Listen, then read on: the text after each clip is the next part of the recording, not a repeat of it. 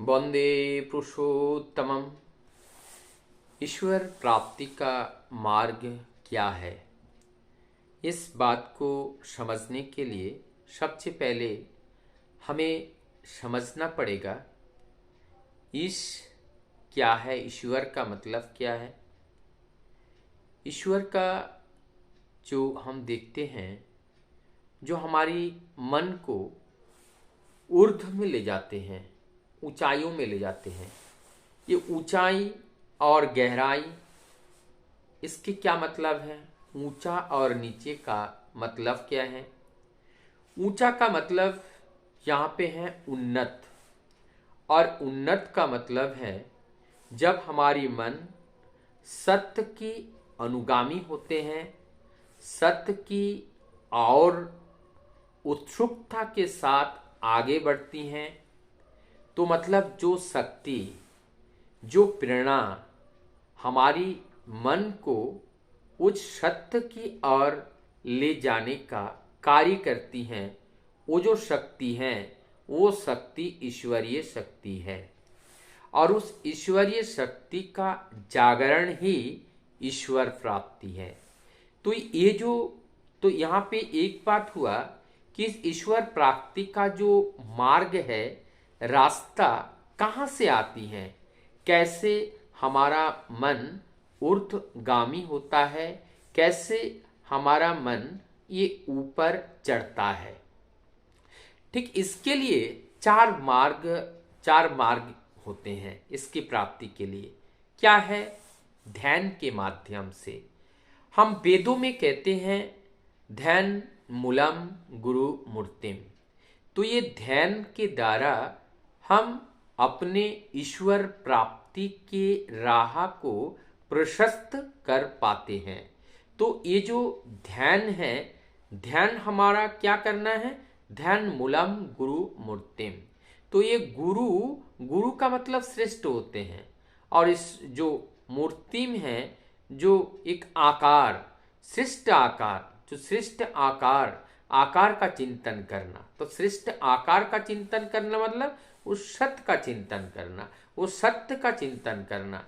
ये सत्य का चिंतन बारंबार, ध्यान का मत माने ही वही है कि उस सत्य के बारे में हम चिंता करते रहे।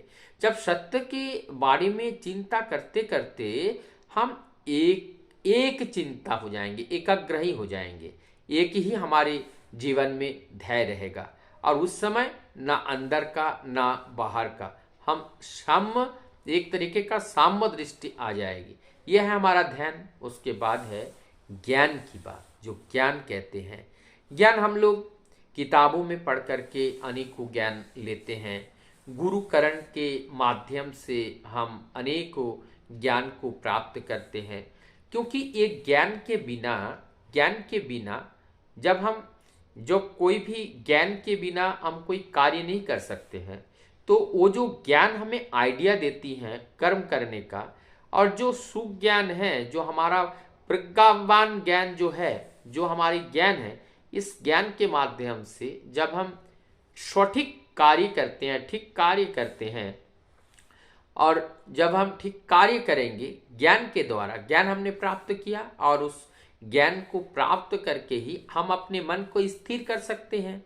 और यहाँ पे आते हैं कर्म। इस कर्म के द्वारा, कर्म कौन सा है? निष्काम कर्म। निष्काम कर्म किसे कहते हैं? जो कर्म हम करते हैं लेकिन फलों का हमें कोई आशा नहीं रहता है। फल रहित कर्म, जिसके फल का आशा रहित कर्म करोगे फल होगा, लेकिन हम उसकी आशा में नहीं है। इसीलिए जो कर्म है ये निष्काम कर्म है, और इन निष्काम कर्म से ही वो ईश्वर प्राप्ति की ओर ले जाते हैं। उसके बाद आते हैं हमारे अंदर जो भक्ति आती है। ये भक्ति किस तरह से आती है? भक्ति हमारे अंदर लाने के लिए हमें क्या करना पड़ेगा कि हमें उनकी प्रति या उनके लिए हमें करना होगा। बिना किए कभी भक्ति नहीं आती है। तो उसके लिए हमें कर्म की जरूरत है। लेकिन कर्म क्या, कैसा कर्म? कर्म है जो जो निष्काम कर्म है, माने फल की आशा ना करते हुए जो कर्म है, जैसे जैसे हम वो कर्म करते जाते हैं और उस कर्म योग के अंदर से हमारे अंदर भक्ति का जागरण होता है।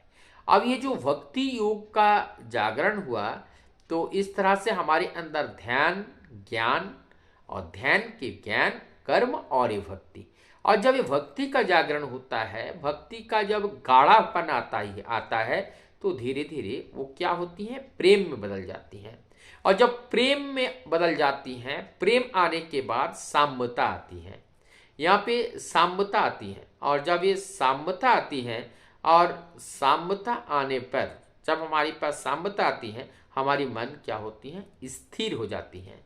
तो ये जितने भी यम नियम के माध्यम से हमने अपने मन को स्थिर किया, क्योंकि ईश्वर प्राप्ति के लिए मन की अत्यंत आवश्यकता है, और इस कलयुग में मन इतनी आसानी से वो अकेला नहीं होता है, क्योंकि वो मन सारे भौतिक जगत के आकर्षणीय वस्तु से वो युक्त रहता है।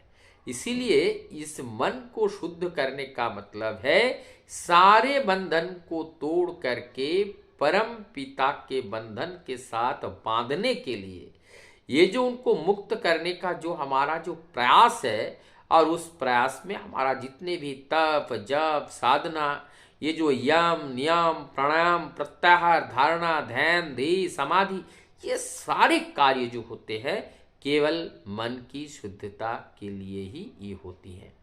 हम लोगों ने और एक चीज़ जो हम लोग देखे हैं कि सत्य, त्रेता और द्वापर और यो कलयुग में, इस कलयुग में अलग अलग हैं।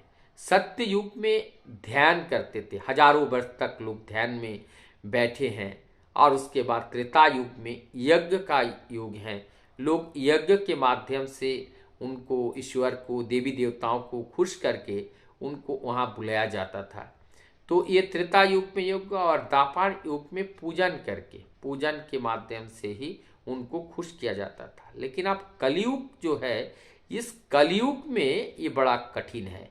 तो उस कलयुग में मनुष्य ईश्वर प्राप्ति के लिए हमें क्या करना पड़ेगा, इस तरह से कार्य करने से संभव नहीं है यदि हम यहाँ पे ये जो ध्यान करें या यज्ञ करें या पूजन करें। ध्यान, यज्ञ और पूजन के माध्यम से नहीं होगा। यहाँ पर प्राप्त करने के लिए हमें मन को शुद्ध करना पड़ेगा, और ये मन शुद्ध करने का हमारे जो व्यवस्थाएं हैं, वो सारी जो यम नियम के माध्यम से मन को शुद्धिकरण की जाती हैं। और ये जब होता है, तब हमें वो ईश्वर के अनुगामी हो पाते हैं, और ईश्वर की अनुभूति हमारे अंदर होने लगती हैं। और ईश्वर की अनुभूति का मतलब होते हैं परम सत्य को जानना।